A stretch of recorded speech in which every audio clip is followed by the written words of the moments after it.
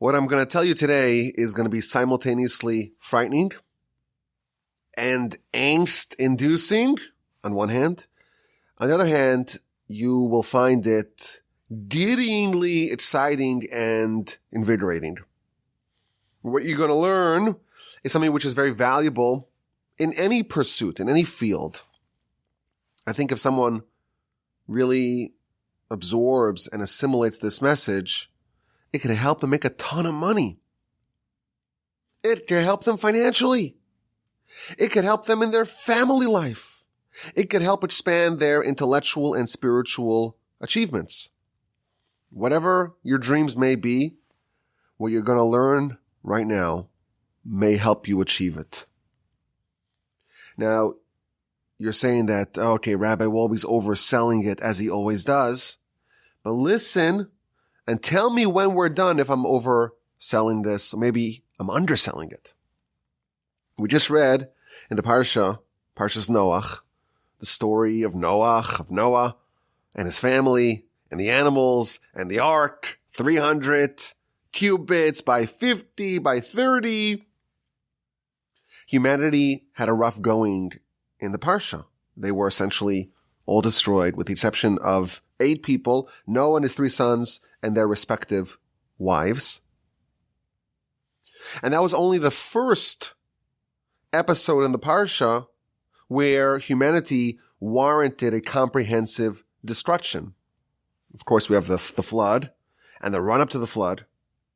And the land was filled with robbery, and people had become corrupt due to a collection of unconscionable sins.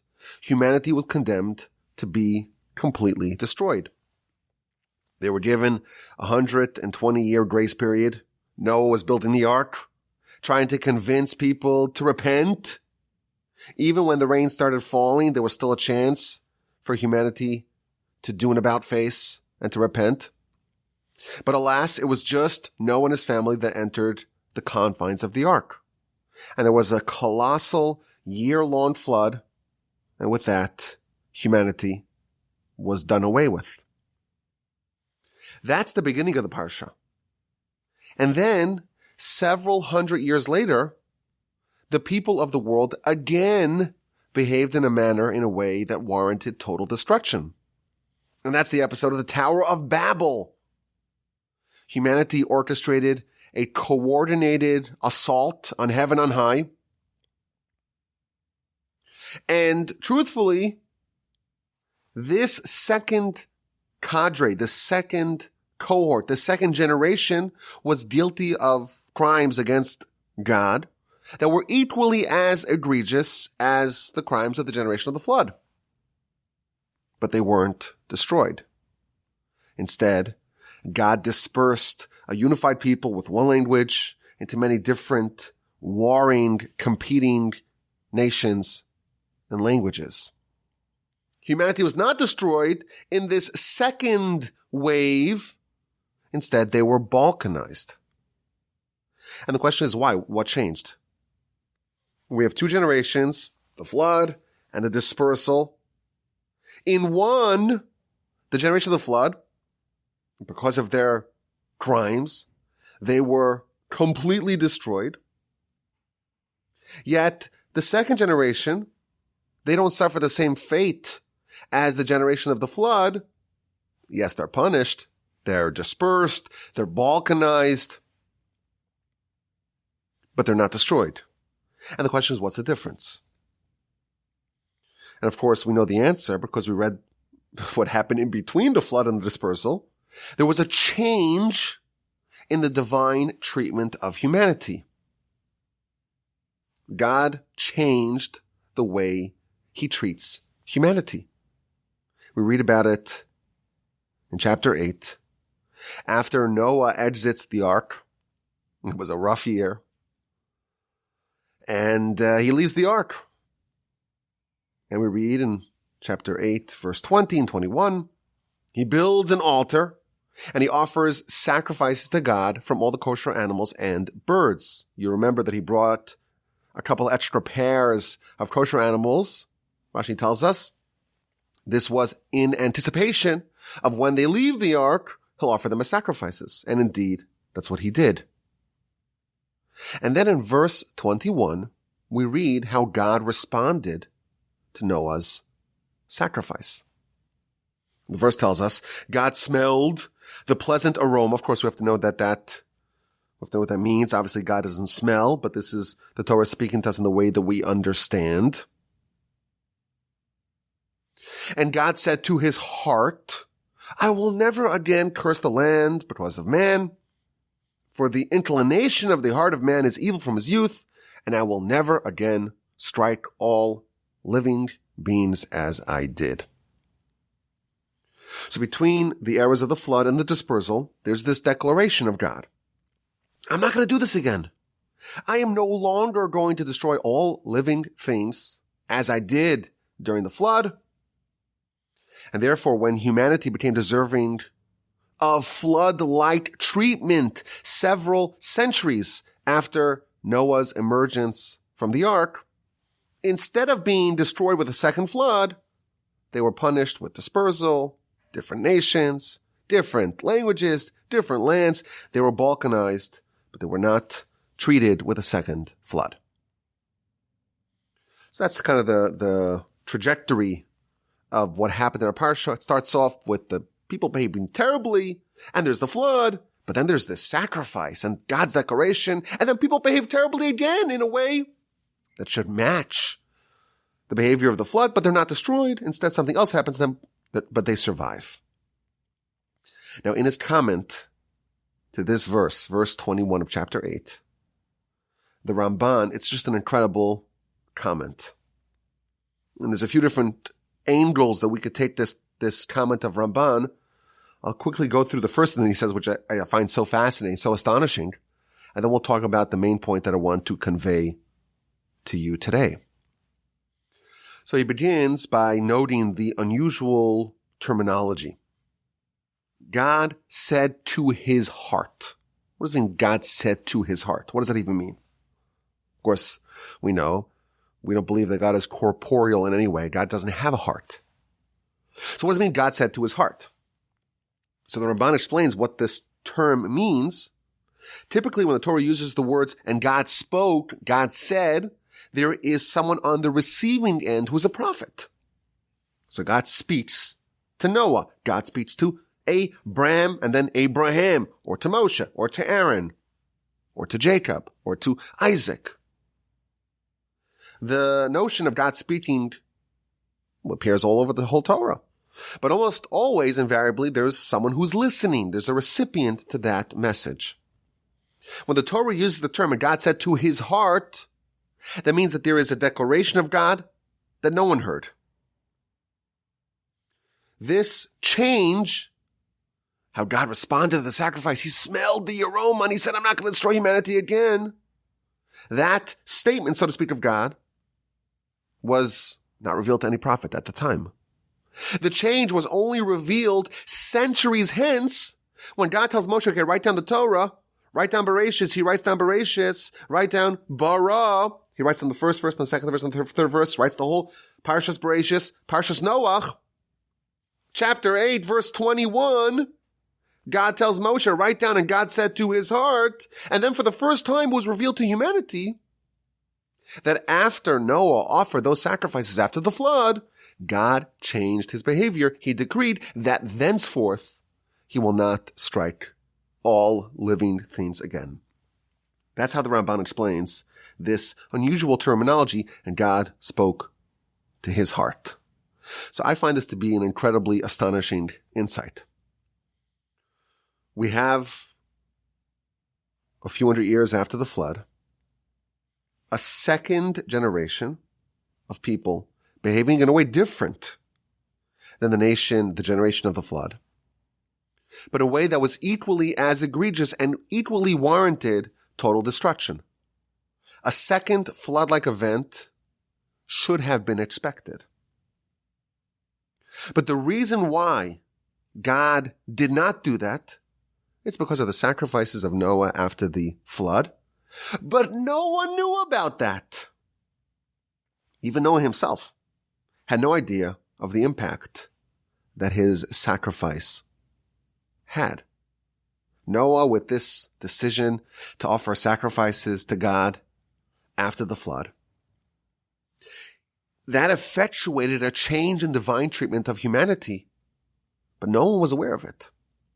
Humanity had a savior in that Noah was righteous and did something that was an entreatment of God, and it changed the way God thenceforth treated humanity. But for centuries, no one knew. This transformation was only revealed to Moshe. So to me, this is just a wonderful example of the fact that, we're living in our world and we're making decisions and we think we could piece together the cause and effect and why things happen. But this is an example of how we're totally unaware of the impact of human behavior and how humans can actually change the way God relates to the world, interfaces with the world. And it's possible that someone did something, and for centuries, no one's aware of it. And only once God reveals it to Moshe does it become known. But that small deed of Noah actually saved all of humanity from a second flood-like event. To me, this is just an incredible, incredible insight. There's like a system of cause and effect, and there's a ledger, there's a tally, there is effectuation, there's change that's happening in heaven. And unless we get a little window, a little insight, we have no idea what's happening. There's what's important in heaven, and there's what we consider important, and those two are very frequently on different wavelengths. And here we see just an example of what that looks like. Noah does something that unless Moshe came and revealed to us, or God revealed to Moshe and Moshe told to us, we would have no idea of this tremendous impact. To me, this was an incredible insight that it's not what I wanted to focus on, but because the Ramban that addresses this verse, he starts off with this point, I wanted to share it. But what I really wanted to focus on was the continuation of this Ramban and the implications of what he says. The verse tells us, God smelled the aroma of Noah's sacrifice. And he said to his heart, what did he say to his heart? I'm not going to destroy humanity again. And he explains why. I will never again curse the land. Ba'avur ha'adam, due to man. Ki yetzer leiv ha'adam ra min urav, for the inclination of the heart of man is evil from his youth. And I will never again strike all living beings as I did. What does it mean that I will not destroy man because of man, or ba'avur adam, for the heart of man is evil from his youth? What does that even mean? What's the rationale of God's change of treatment? So the Ramban offers two explanations. We know that man, the term man in Hebrew, is Adam. But the word Adam also refers to Adam, the original man. So in the Ramban's two explanations, in one of them he says that when the verse says man, it says Adam, it's referring to the original Adam. And he explains, God says, I'm not going to destroy humanity because of Adam. When humans sin, that can be traced back to Adam's original sin. And had Adam not sinned, well, we would not have a yetzer hara, we would not have an evil inclination, and we would have nothing that pulls us away from God. And therefore, how could you blame subsequent humans? If it wasn't for Adam, we would not have the evil inclination and we wouldn't sin. And therefore, ultimately, if we strip away everything, we discover the real culprit. It's really the original Adam. And therefore, when the people of the dispersal, they're behaving in this terrible way, they're rebelling against God, we may think it's their fault. No, it's actually Adam's fault. And therefore, humanity should not be blamed for their sin. That's explanation number one. When the verse says Adam, it's referring to the original man.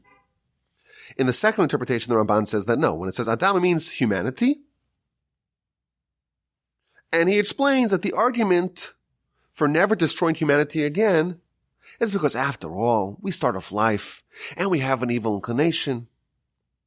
And from the very beginning of our life, we're under the spell of the evil inclination. And when we get older, we have the good inclination, of course, but it's no match. It's no match for the evil inclination. We've been trained, we've been raised, we've been reared to be sinners. After all, we're under the thumb of the evil inclination. How can mankind be blamed? The Yetzer Hara has this head start. The deck is stacked against us. It's really hard to blame humanity. That's the second interpretation of the verse, courtesy of the Ramban, of why God won't destroy the world again.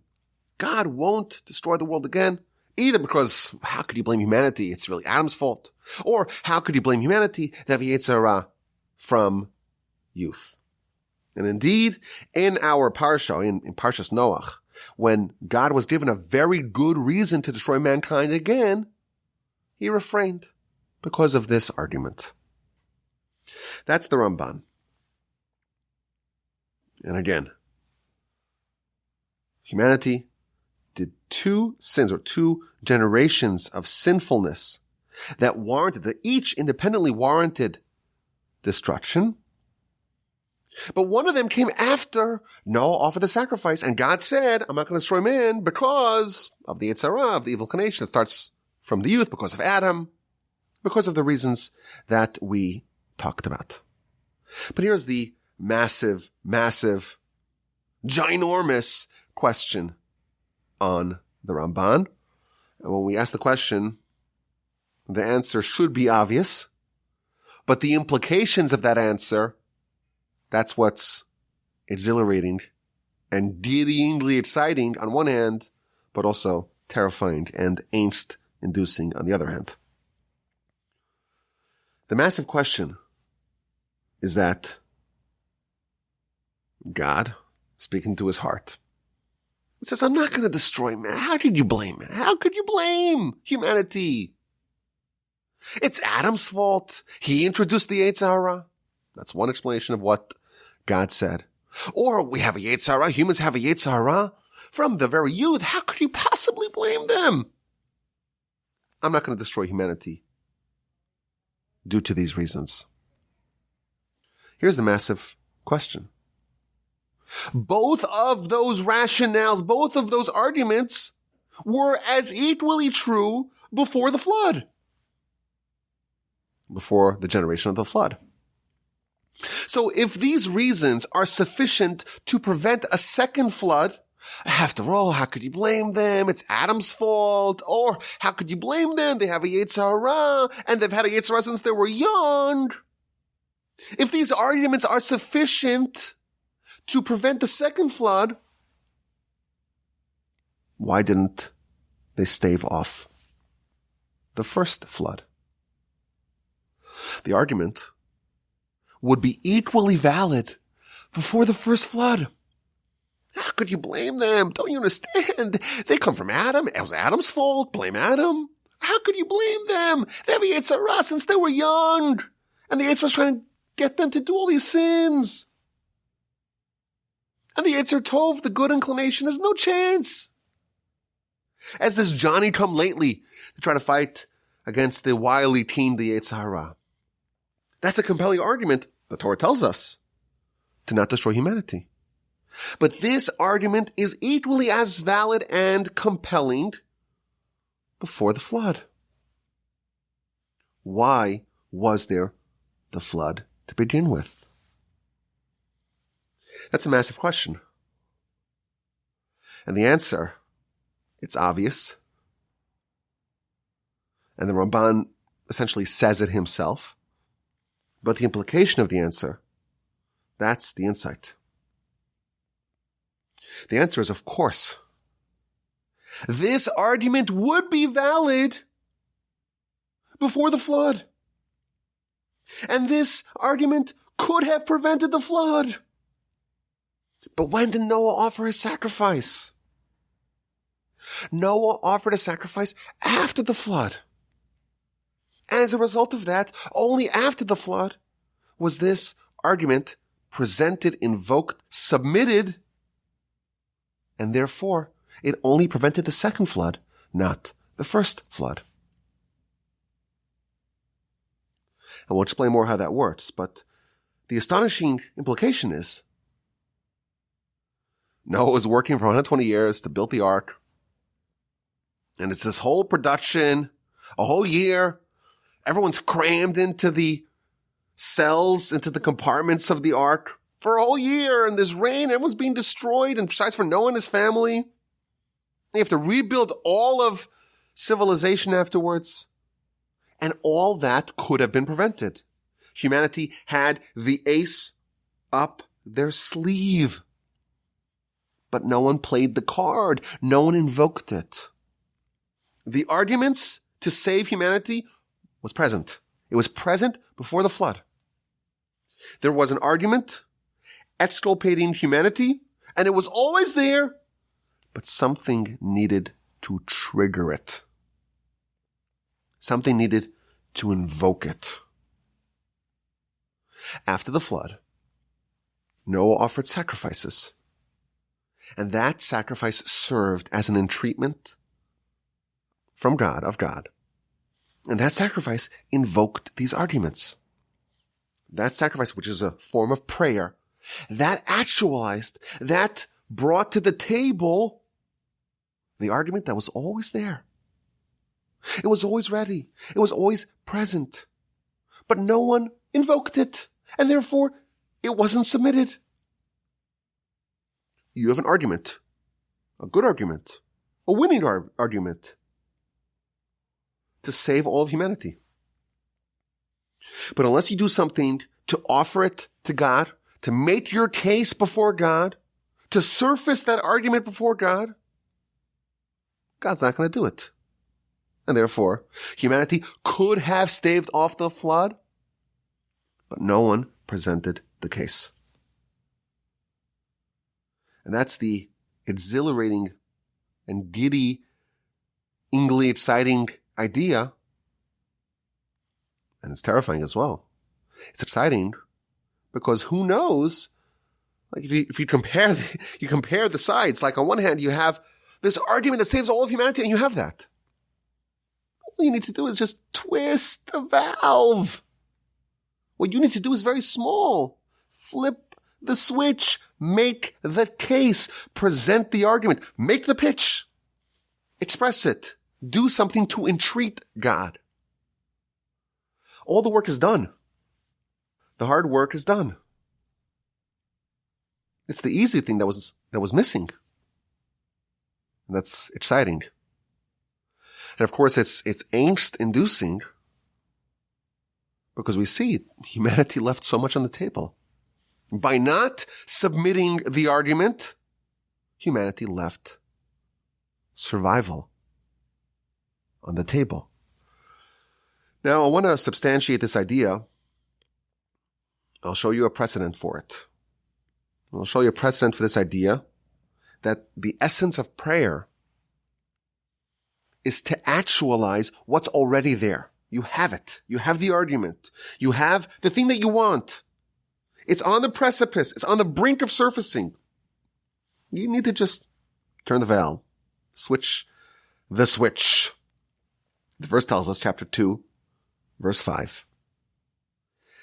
It's at the very beginning of creation. But the shrubs of the field did not go into the land, and the grasses of the field didn't sprout, because God did not bring rain, because man was not there to work the land.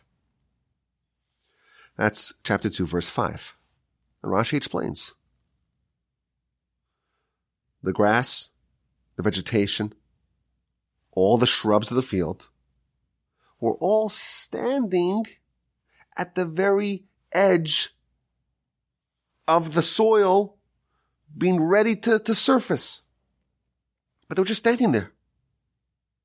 And the reason why they were standing is because there was no rain. But why was there no rain? Because there was no man. And there was no one to pray for rain.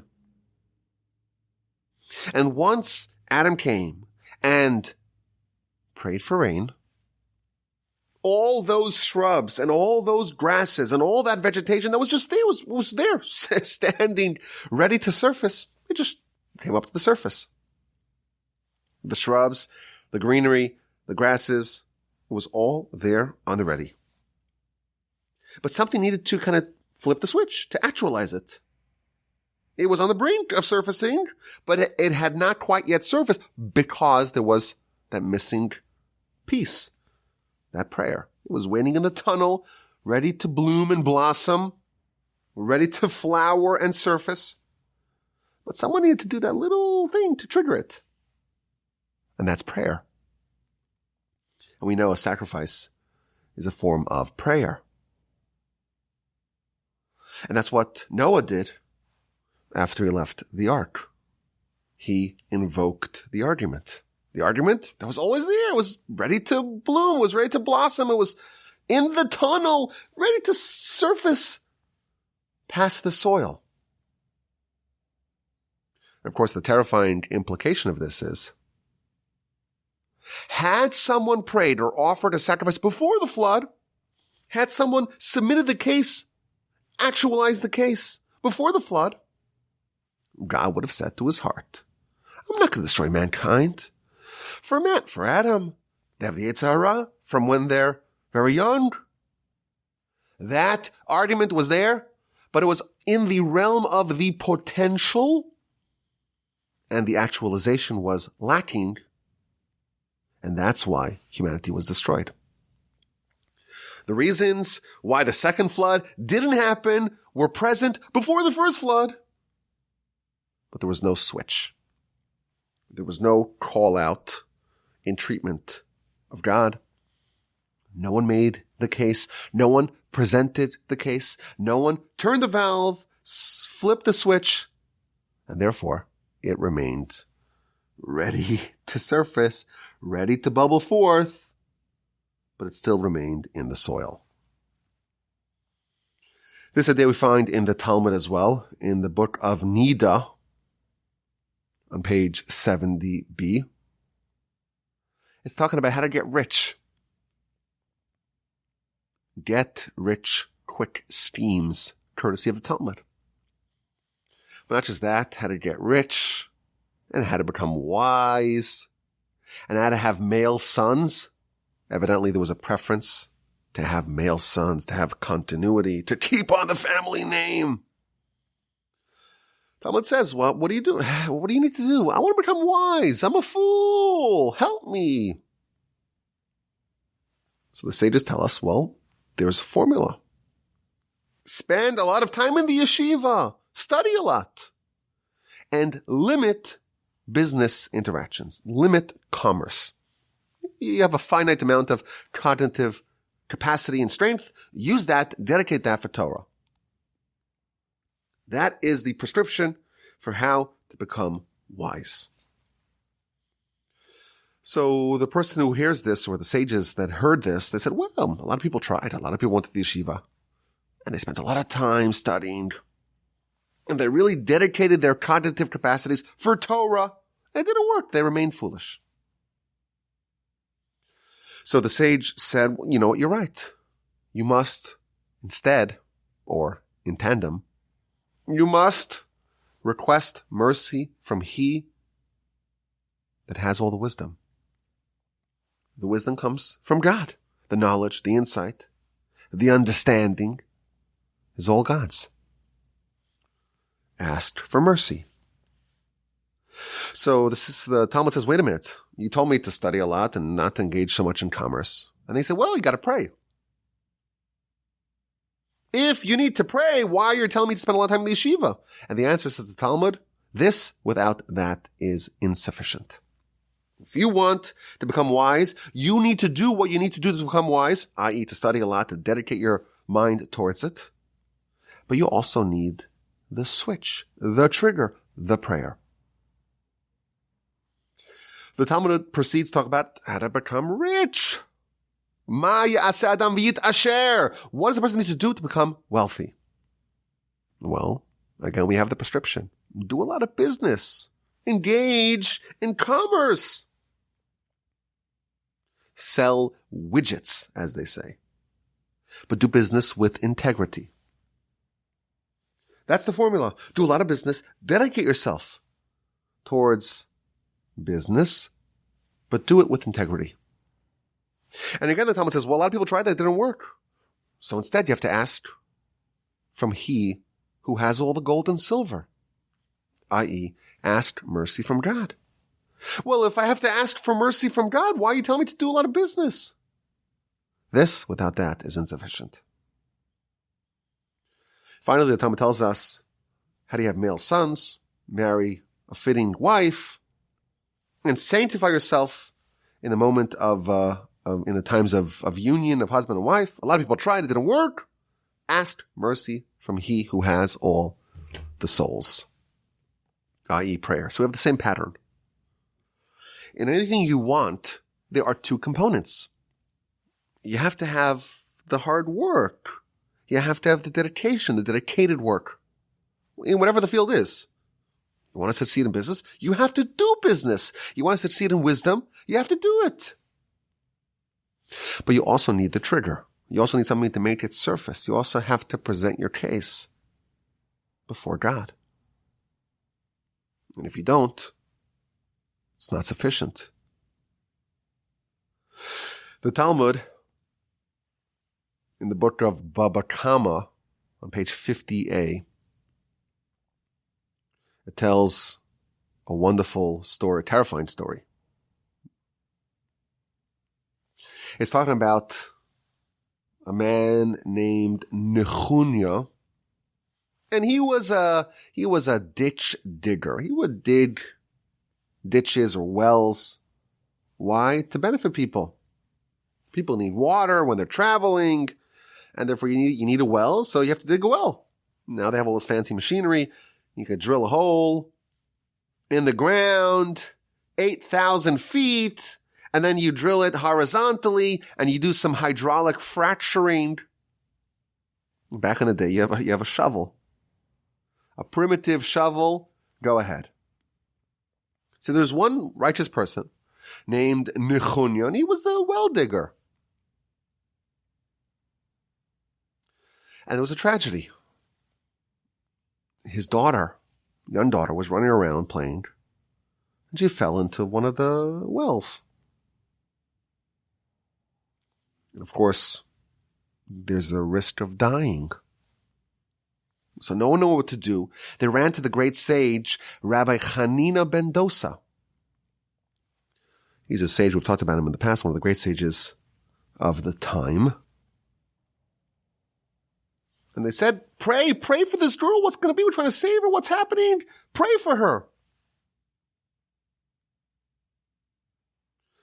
So he said, don't worry. She's at peace. She's unharmed. Nothing's going to happen to her. After an hour has passed, that's what he said. After 2 hours has passed, they're still freaking out what to do. He says, don't worry about it. She's okay. After 3 hours, she's missing in the well. And again, they're with the rabbi. What are we supposed to do? He says, okay, she came out already. So indeed, it turns out that she had survived. And they went to her and they said, how did you survive? And she told the whole story of how she survived. Abraham came and pulled her out. That's what they discovered. So they went back to the great rabbi and said, well, how did you know that? How did you know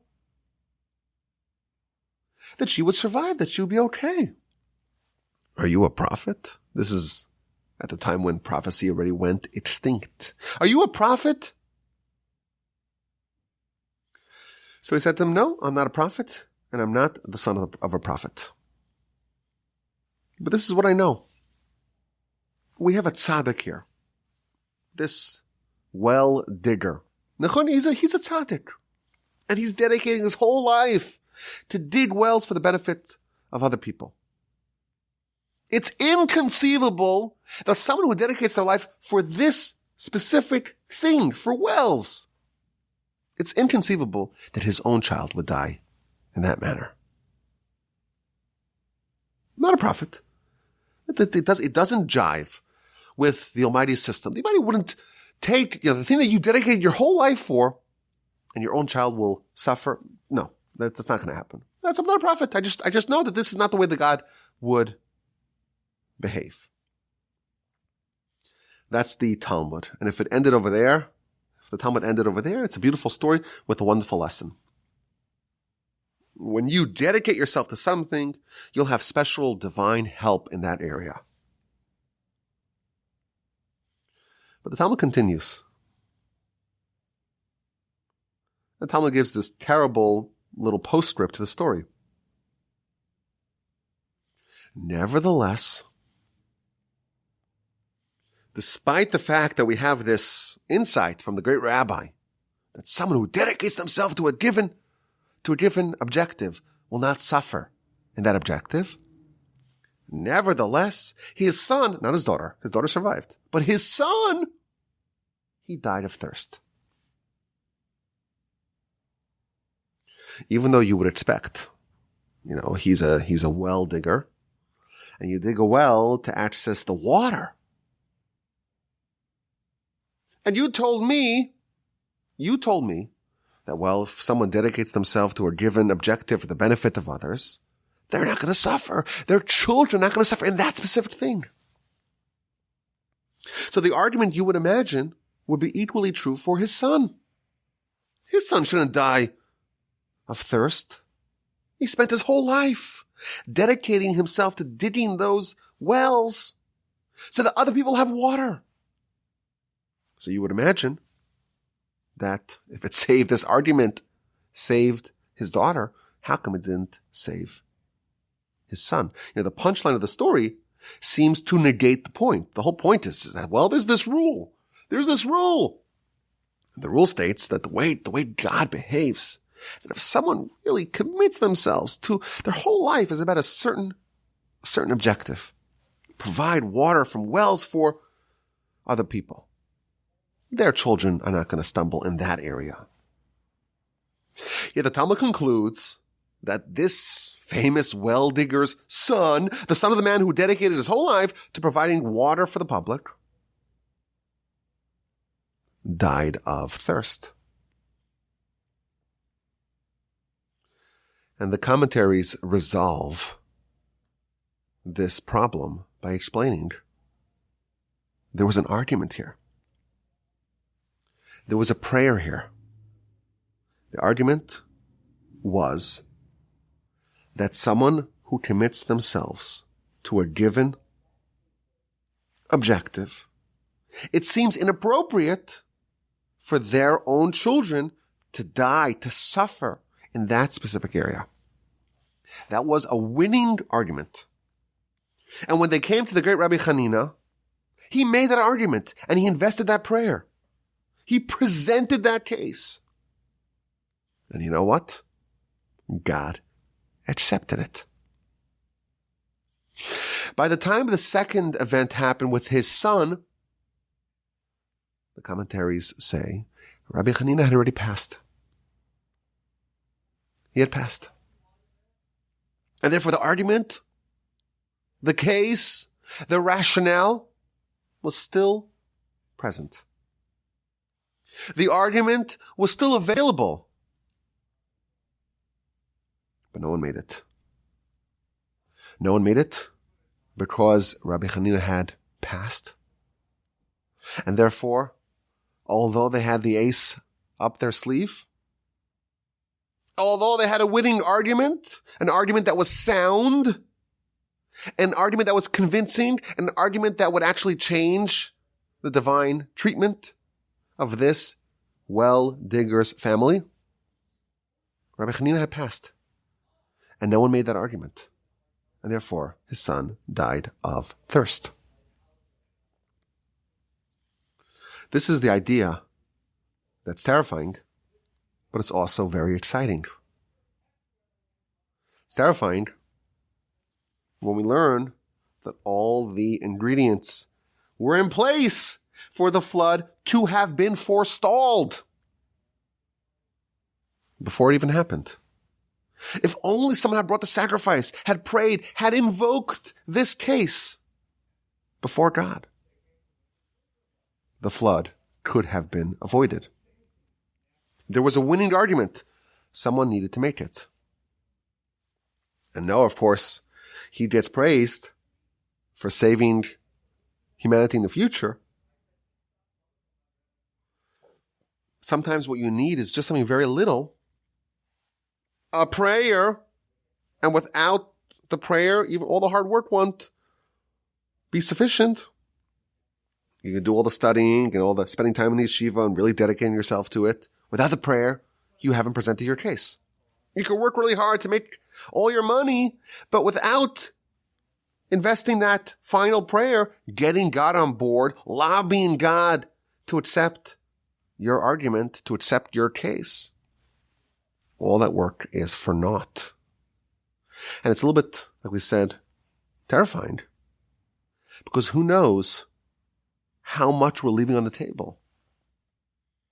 Who knows, God forbid, how many tragedies, how many disasters could have been avoided if someone prayed, if someone sacrificed, if someone made a case, made an argument. Who knows how much we could have sidestepped if we only lobbied God to accept our position. The effort was there. The work was there. The case was sound. The argument was winning. But you have to make the case. It's exciting. It is invigorating. It's very demanding of us. It's also terrifying. A lot of people think, prayer, well, God knows what I need. God knows what I need to worry about it. Of course God knows. This is the system. This is how the system works. You could have a winning argument. You could have a convincing case. It could work. But if you don't present it like those trees and that greenery and that vegetation and that shrubbery, it's there. It's ready to go. You have to summon it. And the way you summon it is with prayer. If you say, well, God knows what I need, so he'll give me. No, he won't. He knows what you need. And you deserve it. You put in the effort. There's a good argument. Sometimes God says, even without a good argument, that's called a free gift, a freebie. God gives out freebies. V'shamati tichanun ani. I will hear and I will listen because I am merciful. Chanun is from the word chinam, is free. You have to ask. You have to petition. You have to lobby. You have to make your case. And if you don't, you're leaving it on the table. And wouldn't that be a real shame? That was an idea, courtesy of the Ramban from our parsha. We invest our life into work. Whatever arena it is. We want to become wise. We want to become wealthy. We want to have male sons. These are just examples, the Talmud says. And the pattern is true by all three. We want to save humanity. It's possible that we already have whatever we need. It's just that's not presented. And if you don't formally submit it to the heavenly tribunal, it just remains in your docket, in your folder. This is a very important lesson. Sometimes what's lacking is the smallest thing. Just to file the papers. You didn't file. You didn't hit send. You didn't send. You did all the work to organize all your thoughts and make this incredible email. You didn't submit your resume. You just didn't submit it. But it's such a great resume, they'll for sure hire me. Yeah, you got to give them the resume. God works like that, we're told. You could have everything that you need. All the qualifications, all the arguments, all the reasons, all the rationales. You have to hit submit, send. You have to invoke it. And if you don't, all that potential will remain subterranean below the soil. And it's just a total shame, because who knows how much we could have gotten? Who knows how much we could have achieved? Who knows where we could have arrived at? Everything that we wanted, it's possible. We had the grounds for it. We just never turned the valve, made the pitch. What's lacking may be the smallest thing. Had Noah offered the sacrifice before the flood would have been forestalled. So much so, we can deduce from this Ramban. I think this really demands of us. Now that we know that even if there are the reasons for us to be saved in whatever area, like I said, this is something which should be very valuable in every area of our lives. Whatever it is that we want to make sure that God's on board as well. And what that means is we have to submit our case. That is what prayer is. That's what Adam did when he came. He realized that the world needs rain. He said, please give us rain. And God says, okay, here's your rain. And all that vegetation that was all there, ready to go, at the very edge of the soil, just came forth. That's the prayer of Noah. That's the prayer if you want to be wealthy, you want to be rich, you want to be wise, you want to have male sons. There's a winning case, a winning argument. This person shouldn't suffer in this particular way. In all these instances, it has to be submitted. And if you don't entreat God, if you don't submit it, you cannot blame God. This is how he behaves. This is how it works. We're told in the very beginning of the Torah, Parshas Bereshis and Parshas Noach. We read just the text of Scripture with the commentaries, with Rashi. We already know the first two Parshas twice. We know this idea. Whatever we want. Let me rephrase that. Not whatever we want. What we want, we can get in most cases, but we have to ask for it. We have to make our case. Let's not leave all this on the table. Make our case. Petition and entreat God and see what we can take. See what we can get. Who knows? Who knows? Who knows how much we're leaving on the table? And wouldn't that be a shame? I thank you for listening. This was an idea. I said, I'm going to come to the Torch Center. I'm going to have to share it because it's too important. It's too important to not know this. You have to know this. This you have to know. This you have to know. And now that you know it, hopefully all of us will execute this idea. We'll actually utilize this idea. And whatever it is that we need, whatever it is that we want, we'll make our case.